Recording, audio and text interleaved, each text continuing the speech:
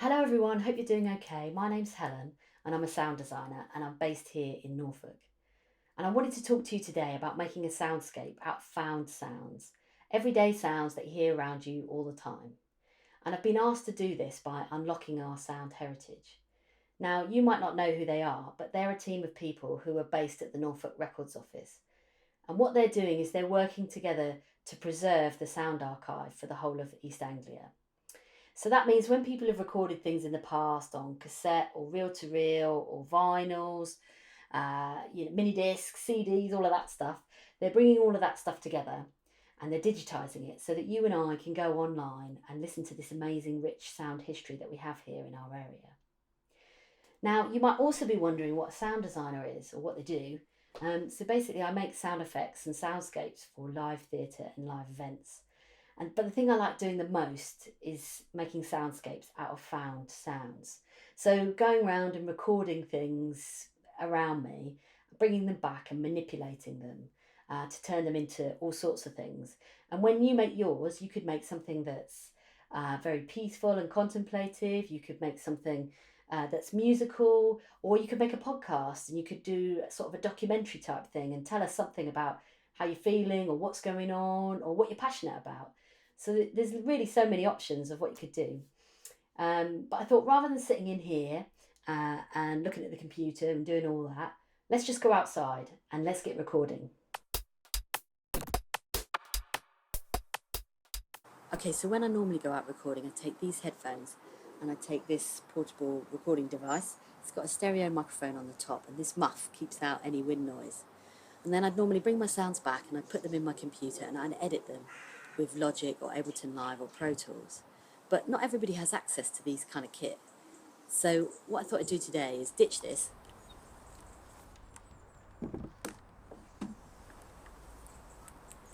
and we'd use one of these. So you can use any smartphone or tablet for this project. I've got an iPhone, so I'm going to use that with GarageBand. But if you were using an Android device, you could use WavePad or any other many sound editing softwares that are out there. So the first thing we should do is just set up a project. So I'm going to set up a project. I'm going to choose audio recorder. And I'm going to set it to narrator so there's no reverb or anything. I'm going to turn the metronome off, and I'm also going to go into song settings, and I'm going to actually turn the metronome off as well. So that now, when I record, the metronome doesn't come on. You'd need the metronome if you were making a piece of music, but for recording ambient sound, it's not necessary. And then once I've done that, I'm going to press the plus button here and extend the numbers of bars in the project, because at the moment it's only 8 bars long, so it's not very long. So extend it right up, so you've got loads of space to record and create. When you record, the device will use the onboard microphone. But if you plug your headphones in and they have a microphone on them too, then it will use the microphone on your headphones, which isn't quite as good a quality as the microphone in your device. So I like to record without any headphones in when I'm recording on my phone. The other thing to note is that if you add a track here, and let's have another audio recorder to have 2 layers of sound, when you start recording, it will play back the sound in the other track unless you go to track controls and mute, and you mute that other sound. The other thing to do is just turn the volume down on the side of your phone so there's no sound coming out of your phone. So I think that's all we need to know for recording. I guess the only other thing to say is that when you record something, you want to try and get the cleanest sound possible. So you want to get as close to the thing that you were recording, and you want to keep as still as possible so that you can get the cleanest sound that you want. So I think we're pretty much ready to go. So let's head into town and see what we can find.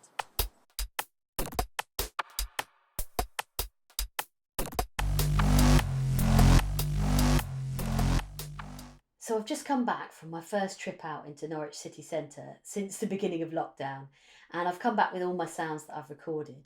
So what I need to do now is sit down and work out which ones I want to use. And if you look at my timeline, it's a bit of a mess. They're all a bit all over the place. So I'm going to listen to each sound individually and pick out the bits that I like.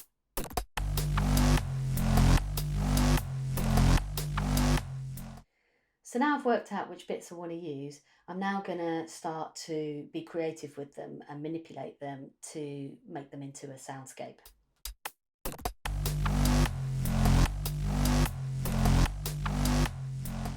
Okay, so I've finished my soundscape now, but before I show it to you, I just want to show you a few other cool things that you can do in GarageBand.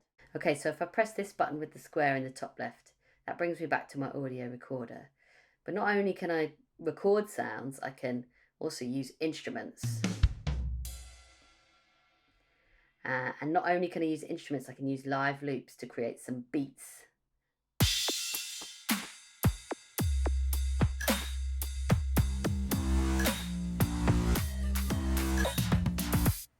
So you can do that as well, which is a lot of good fun. And I've made some beats for this video, which you might have heard earlier. Let me, first of all, just play you what I've made.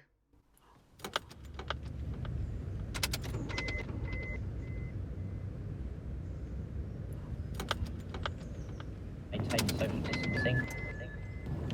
You got it. We've got questions. Now then, when you want to lay down your next track,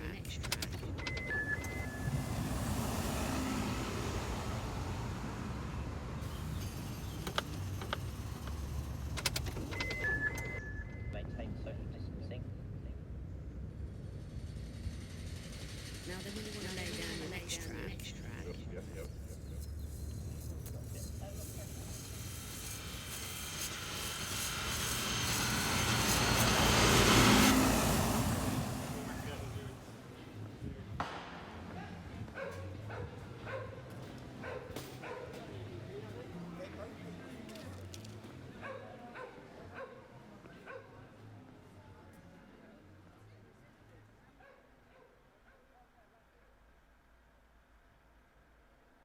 Okay, so that's my soundscape. It's kind of ambiently reflective, I guess. I sort of started with something quite mechanical and done a crescendo and then gone to something that's very real at the end. I wanted to do that because I wanted to sort of show a few different techniques. I'll just show you a few bits. So if I go to track controls and I solo this track, if I play this track, so that's actually my car starting. So if I play the next track below it, that's the same track as above, but I've just pitched it down. I've pitched it down here. So if I go to settings, here, follow tempo and pitch, I've turned it on and I've taken it down 3 semitones. Also in here, you can take the speed down, you can reverse sounds, and you can do looping. So that's a really good function to know. Another thing that I did, which I'll just show you here, is if you click on the end icon, you can get up this button here and you click on automation. And you can see here it brings up a big yellow line. That's your volume basically. But it means that it's automated, so you can say one bit's louder than the next bit. You know, like here's a good example of it. Fade up and fade down type thing. And that's just really nice, just to be able to have that kind of control over what the volume does. So that's really good.